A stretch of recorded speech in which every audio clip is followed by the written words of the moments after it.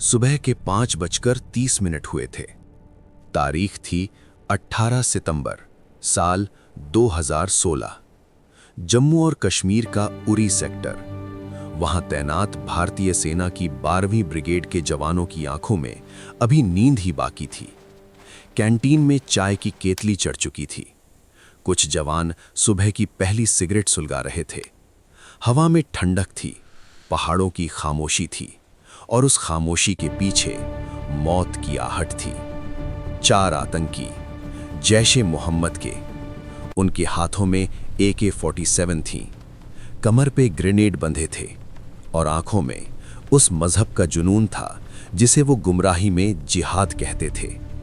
वो पीछे के पहाड़ी रास्ते से आए थे, उस रास्ते से जिसकी निगरानी में चूक हो गई थी। वो सीधे उस टेंट में घुसे जहां जवान बेखबर सो रहे थे। पहली गोली चली, एक जवान के सीने में। उसकी आंख खुली ही थी कि दूसरी गोली चल गई। फिर एक के बाद एक ग्रेनेड फेंके गए। आग, धुआं, चीखें और पलक झपकते ही सब कुछ खत्म। 17 मिनट तक उरी की फिजा में सिर्फ गोलियों की गड़गड़ाहट गूंजी। 17 मिनट जो सदियों जैसे लगे। जब सूरज पूरी तरह से ऊपर आया, जब धुआं थोड़ा छटा, तो वहां 19 शहीदों के पार्थिव शरीर रखे थे। 19 तिरंगे में लिपटे हुए, 19 मां भारती के सपूत। उस दिन पूरे देश की नब्ज एक साथ रुक गई थी। ये खबर जब नई दिल्ली पहुंची, साउथ ब्लॉक का वो दफ्तर जहां देश की सुरक्षा के फैसले होते हैं, वहां सन्नाटा पसरा हुआ था। लेकिन वो सन्नाटा कमजोरी का नहीं था, वो सन्नाटा था आग के गोले के फूटने से पहले का। प्रधानमंत्री नरेंद्र मोदी उस वक्त अपने कार्यालय में थे। उनके सामने एक फाइल रखी थी, उसमें लिखा था शहीदों की सूची। उन्होंने फाइल बंद की और अपने राष्ट्रीय सुरक्षा सलाहकार अजीत डोभाल की तरफ देखा। अजीत डोभाल की आंखों में वो सब कुछ था जो शब्दों में नहीं कहा जा सकता था। दोनों के बीच कोई लंबी बातचीत नहीं हुई, सिर्फ एक वाक्य कहा गया। प्रधानमंत्री बोले, खून का हर कतरा हिसाब मांगता है और ये हिसाब हम करके रहेंगे। अजीत डोभाल ने सिर्फ सिर हिलाया।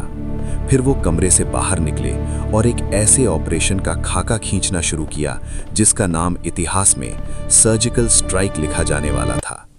लेकिन इस ऑपरेशन के लिए सिर्फ गुस्सा काफी नहीं था, सिर्फ बंदूकें काफी नहीं थीं। चाहिए थी जानकारी, सटीक जानकारी। वो जानकारी जो ड्रोन की आंखें नहीं दे सकती थी, वो जानकारी जो सैटेलाइट की तस्वीरें नहीं बता सकती थी, वो जानकारी जो सिर्फ एक इंसान ही जुगा सकता था। वो इंसान जिसे छाया कहा जाता है। छाया कोई नाम नहीं, छाया कोई चेहरा नहीं, छाया बस एक खुफिया एजेंट। देश का वो बेटा जो दुश्मन के घर में रहकर दुश्मन की ही नींद उड़ाने का काम करता है। छाया को एक काम सौंपा गया था। काम था लाहौर तक जाने का, हाफिज सईद के उस आलीशान घर तक पहुंचने का और वहां से वो सबूत लाने का जिससे साबित हो कि उरी हमले की साजिश जैशे मोहम्मद के आकाओं ने पाकिस्तानी जमीन पर बैठकर रची थी। छाया को पता था कि हाफिज सईद के घर में घुसना किसी किले में घुसने जैसा है। चारों तरफ पुलिस का पहरा, हर कोने पर ISI की निगाहें और अंदर वो शख्स जिसके नाम से ही दहशत फैलती है। लेकिन छाया के पास एक तरकीब थी। उसने अपने एक आदमी को पाकिस्तानी सेना के रिटायर्ड मेजर की वर्दी में हाफिज सईद के घर के अंदर भेज दिया। ये आदमी कोई और नहीं, छाया का सबसे भरोसेमंद साथी कोहरा था। कोहरा, जिसका काम था बिना आवाज किए, बिना किसी को पता चले सब कुछ देख लेना।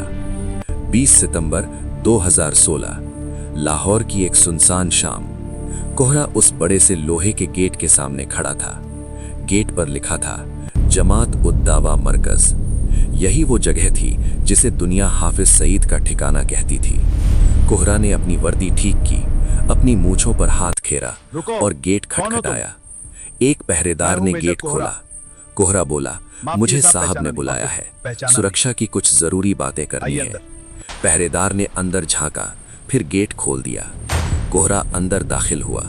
उसकी सांसें सामान्य थीं, लेकिन दिल की धड़कनें किसी घड़ी की सुई से भी तेज चल रही थीं। अंदर का माहौल किसी महल से कम नहीं था। संगमरमर के फर्श, ऊंची छतें और हर कमरे में कुरान की आयतें लिखी हुई। कोहरा को उस कमरे में बैठाया गया जहां कुछ ही देर में हाफिज सईद को आना था। उस कमरे में एक मेज थी। मेज पर कुछ कागजात रखे थे और एक लाल रंग की फाइल। कोहरा ने इधर उधर देखा, कोई नहीं था।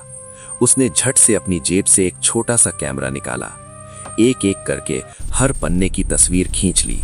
उन तस्वीरों में वो सब कुछ था जो भारत को चाहिए था। उरी हमले के आकाओं के नाम, फंडिंग का ब्यौरा और अगले हमले की साजिश का खाका। कोहरा ने कैमरा वापस जेब में रखा और चुपचाप बैठ गया। कुछ देर बाद हाफिज सईद आया। उसने कोहरा को देखा और बिना किसी शक के बोला, कहिए मेजर साहब, क्या हाल है? कोहरा मुस्कुराया और बोला, बस साहब, आपकी दुआ है। 1 घंटे बाद कोहरा उस किले नुमा घर से बाहर आ चुका था।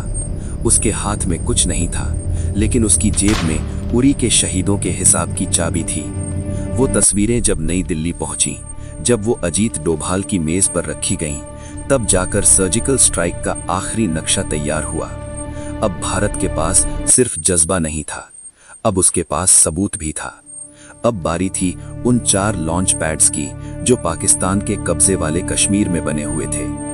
23 सितंबर 2016, उत्तरी कमान मुख्यालय उधमपुर। वहां एक कमरे में भारत के सबसे खतरनाक योद्धा बैठे थे, लेफ्टिनेंट जनरल दीपेंद्र सिंह हुड्डा। उनके सामने 4 स्पेशल फोर्सेस के कमांडो बैठे थे। दीवार पर पीओके का एक बड़ा नक्शा लगा था। उस नक्शे पर 4 जगहों पर लाल घेरे बने हुए थे। जनरल हुड्डा ने अपनी उंगली पहले घेरे पर रखी और बोले, यह है तुम्हारा पहला टारगेट। यहाँ करीब 10 से 12 आतंकी हैं। ये लोग हर रोज सीमा पार करके हमारे जवानों को मारने की ट्रेनिंग लेते हैं। अब इनकी ट्रेनिंग पूरी हो चुकी है, अब बस इनका अंत होना बाकी है। फिर उन्होंने दूसरे घेरे पर उंगली रखी। ये दूसरा लॉन्च पैड है। यहाँ घुसपैठ थोड़ी मुश्किल है क्योंकि पीछे पहाड़ी है, लेकिन तुम्हारे लिए मुश्किल जैसा कुछ नहीं है। फिर तीसरा, फिर चौथा। कमरे में सन्नाटा था। हर कमांडो की आंखों में वही गुस्सा था जो उरी के शहीदों ने अपनी आखिरी सांस में महसूस किया था। जनरल हुड्डा ने आखिरी बात कही, याद रखना, एक भी आतंकी जिंदा नहीं बचना चाहिए और तुम सब सही सलामत वापस आना, क्योंकि ये देश तुम्हारा इंतजार करेगा। 28 सितंबर 2016, रात के 11 बजे। आसमान में चांद नहीं था, अमावस की काली रात थी। वो रात जिसे भारतीय सेना ने खुद चुना था। नियंत्रण रेखा के पास 4 अलग अलग टुकड़ियां तैयार खड़ी थीं। हर जवान के चेहरे पर काला पेंट लगा था। हाथों में इंसास राइफलें और टैवर 21 थीं। पीठ पर रॉकेट लॉन्चर बंधे थे। जनरल हुड्डा ने अपनी घड़ी देखी। रात के ठीक 11:30 बजे उन्होंने वो शब्द कहे जो इतिहास में दर्ज हो गए, ऑपरेशन जिंदाबाद, शुरू करो। छाया उस वक्त नियंत्रण रेखा से दूर नई दिल्ली के एक सुरक्षित कमरे में बैठा था। उसकी आंखें एक स्क्रीन पर टिकी थीं। वो स्क्रीन पर उन 4 लॉन्च पैड्स के लाइव सैटेलाइट निर्देशांक देख रहा था। उसके कान में एक ईयरपीस लगा था जिससे वो कमांडो की हर सांस सुन रहा था। छाया बोला, पहली टुकड़ी लक्ष्य से 300 मीटर दूर, कोई हरकत नहीं, 2 गार्ड सो रहे हैं। दूसरी टुकड़ी, तुम्हारी बाईं तरफ एक कच्चा रास्ता है, वहां से घुसो। तीसरी, 5 मिनट रुको, ड्रोन को एक चक्कर लगाने दो। छाया की आवाज में कोई कंपन नहीं था। वो इन कमांडो की आंखें था जो खुद अंधेरे में बैठा था। रात के ठीक 12 बजे पहली टुकड़ी ने पहला लॉन्च पैड घेर लिया। वहां 12 आतंकी मौजूद थे। कुछ सो रहे थे, कुछ आग ताप रहे थे और कुछ अपने अगले मिशन की प्लानिंग कर रहे थे। तभी अंधेरे में से गोलियां बरसीं। पहली गोली उस आतंकी के माथे पर लगी जो AK-47 साफ कर रहा था। दूसरी गोली उस पर लगी जो चाय की चुस्की ले रहा था। तीसरी, चौथी, 5वीं। पूरे 7 मिनट तक वहां नरक की आग बरसती रही। जब आवाजें थमी, वहां कोई जिंदा नहीं बचा। 12 आतंकी ढेर। भारतीय जवानों का एक भी बाल बांका नहीं हुआ। यही नजारा उसी वक्त 4 लॉन्च पैड्स पर हो रहा था। दूसरी टुकड़ी ने 8 आतंकियों को मार गिराया। तीसरी टुकड़ी ने 10 को, चौथी टुकड़ी ने 9 को। कुल मिलाकर उस रात 38 से ज्यादा आतंकी मारे गए। उनके हथियार, गोला बारूद और साजिश के दस्तावेज सब कुछ या तो नष्ट कर दिया गया या सबूत के तौर पर कब्जे में ले लिया गया।